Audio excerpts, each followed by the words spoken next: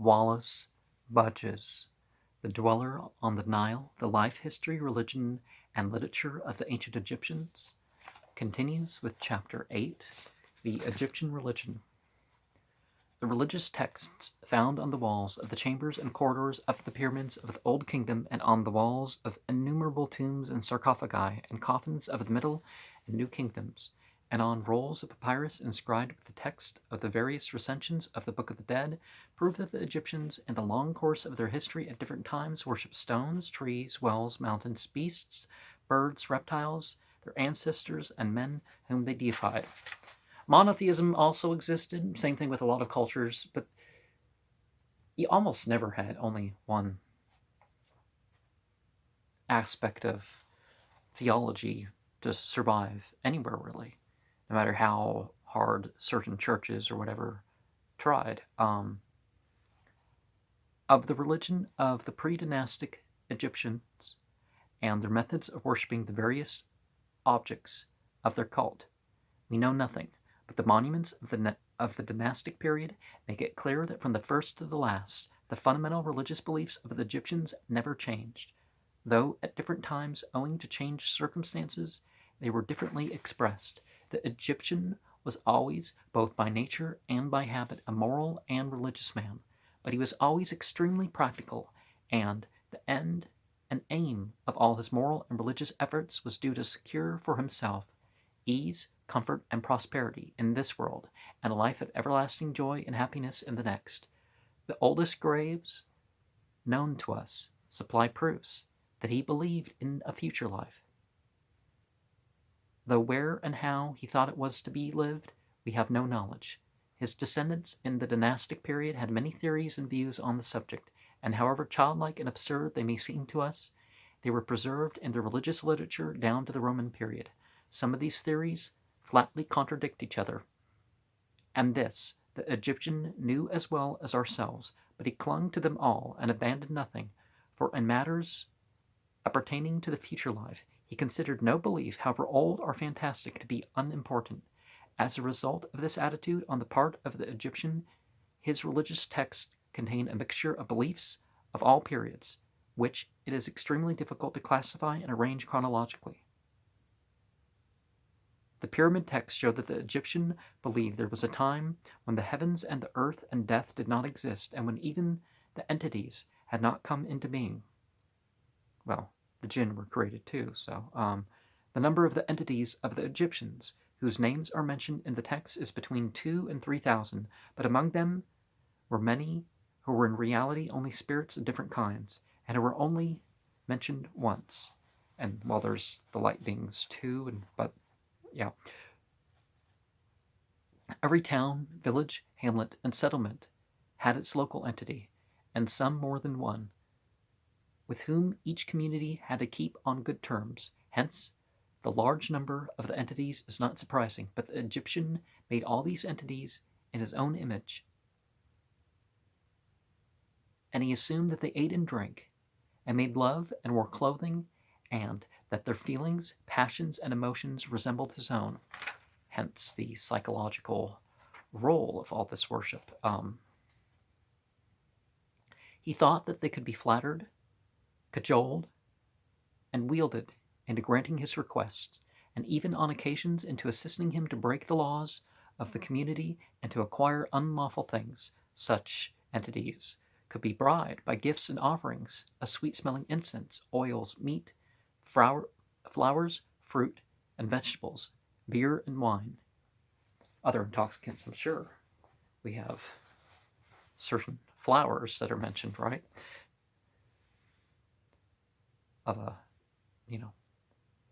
It's not just nice looking, nice smelling flowers. There's intoxicating flowers too.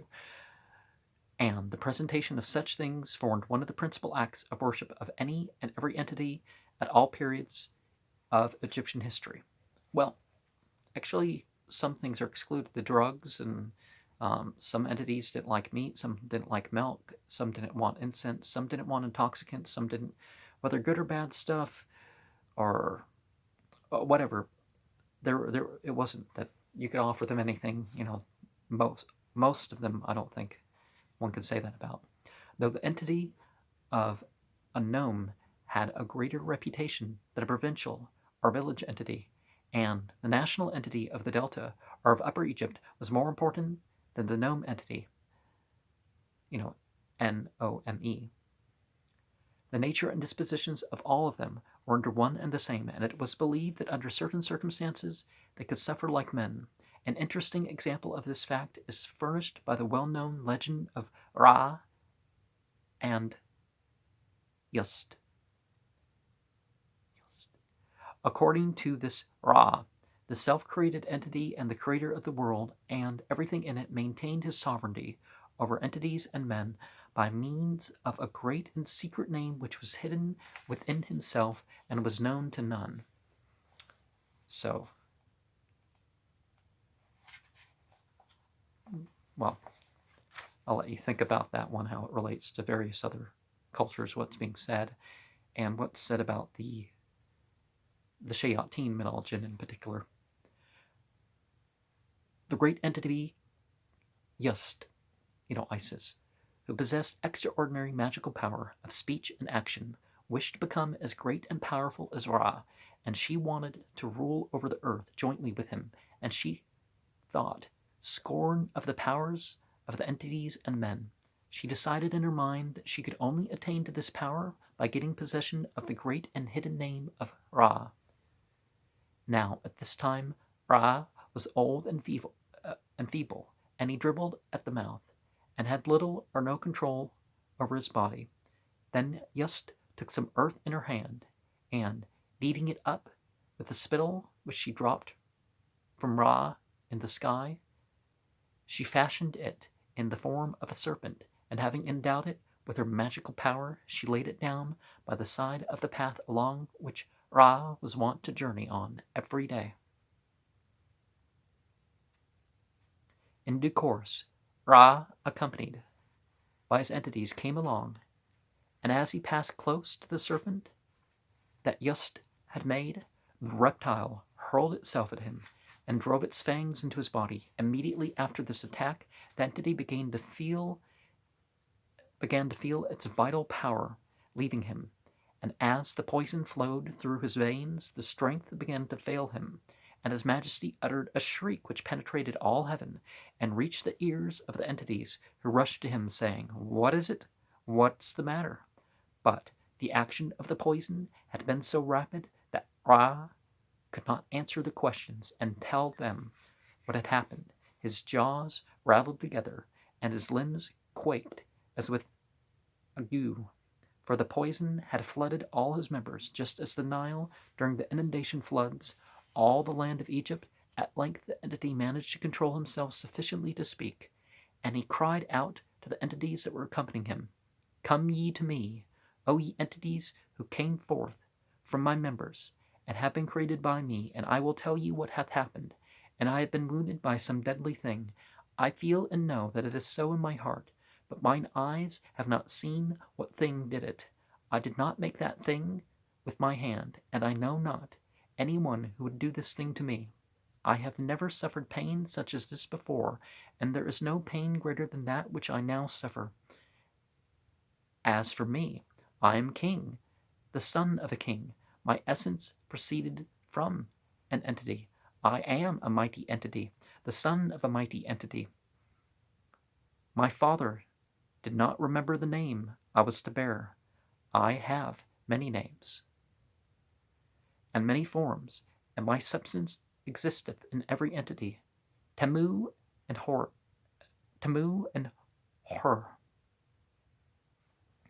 who bestow names, have proclaimed me, and my father and my mother have uttered my name. My name was hidden inside my body by my begetter, so that the words of power of those who would work magic upon me might not obtain dominion over me. I had come forth from my chamber to look upon what I had made. I was passing through the two lands, Egypt, which I claimed to be, I had created. Well, he's saying that he created it, but remember the Demiurge myths. When something aimed a blow at me, but What it was, I know not. Can it be fire? Can it be water? My heart is on fire, my limbs shake, and my members are full of twitchings. So he's convinced himself of something that he's not, apparently, and it's being shown to him what he is. Let the entities who are lords of enchantments, and who are skilled in uttering spells, and whose powers reach to heaven, be brought to my help forthwith. Then his children, all the entities, came to him, there weeping as they came, and Yust, with their enchantments, in whose mouth is the breath of life, whose commands destroy diseases, and whose words bring the dead to life, also came, and Yust says, What is the matter, O father entity? What is it? A serpent hath shot poison into thee. A thing that thou hast made hath lifted up its head against thee, but it can be overthrown by efficacious words of power. I will make it to retreat from thee, whilst thou lookest on. And the august entity opened his mouth and said, I was bitten by a serpent, which I did not see. Is it fire? Is it water? I am colder than water. I am hotter than fire. My limbs sweat. I quake. My eye hath no stability. I cannot look at the sky. My face is drenched with water, even as in the time of summer. Then said Yust to Ra, Tell me thy name, O divine entity. Entity father. I don't think that Ra is divine, but for the person liveth who repeateth his name. Well, I'm relating, the story, so there's some details that are gonna, I have to be honest about what's being said here. His name. This, however, Ra was not willing to do, and he proceeded to describe his works thus: I have made the heavens and earth. I knitted together the mountains and created whatever is upon it. I made the waters, taking the form of Mehet, Rit. I made Ka and Mutaf, the author of love joys. I made heaven. I furnished the two horizons. I set the soul of the entities in it. I am he who opened his eyes, and light cometh into being. And when he closeth them, there is darkness. When he uttereth the commands, the Nile riseth. The entities know not his name. I made the hours. I created the days. I opened the festivals of the year, creating the waters. I am the maker of the fire of life, causing the works in the houses to be performed. I am Ra in the morning, Ra at noonday, the Mu in the evening. But though Ra spake all these words, the poison did not cease to flow through his body, and the entity obtained no relief from his pain. Certain things, just aren't true just because you say them. And you can distract yourself for a moment, but it's not working. Then Yust, who saw that the entity had not uttered his name, said, Among the words which thou hast spoken, thy name is not mentioned, but only tell me thy name, and the poison shall come forth from thee. The person liveth who repeateth his name. Meanwhile the poison burned in the body of Ra, and the inflammation was greater than that caused by burning with fire. At length Ra said, I will allow myself to be searched through by Yust, and will let my name come out from my body and pass into her body. And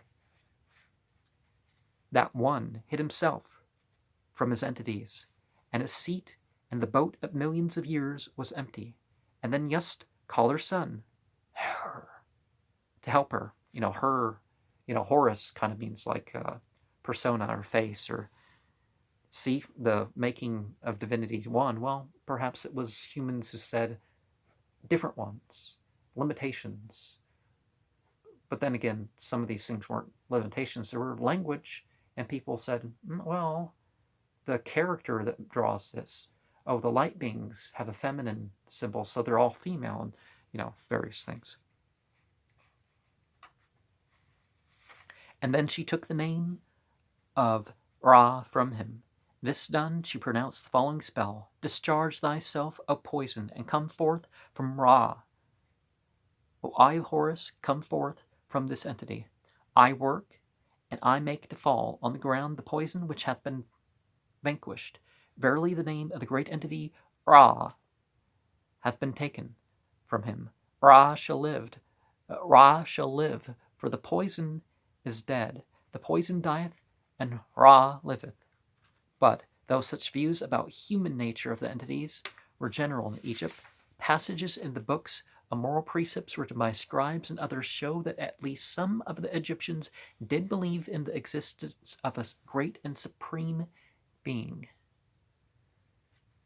Though, like the ancient Egyptians and Nubians, many modern peoples in the Sudan adore demons of every kind, they also believe in the existence of a supreme being. But it seems that both the ancient and modern dwellers in the Nile Valley thought that this being was too great and mighty to concern himself with the affairs and destinies of human beings, and that he had permitted the management of this world and the destinies of human beings to fall into the hands of hordes of entities and demons, good and bad spirits. Some of this is a diluted form of a Yazidi belief, but there's some variation of Yazidi belief actually, but they troubled themselves little about the good spirits, but they passed their lives in a state of fear and trembling, treading the malignity of the bad ones, whom they tried to placate by gifts and abject adorations and service.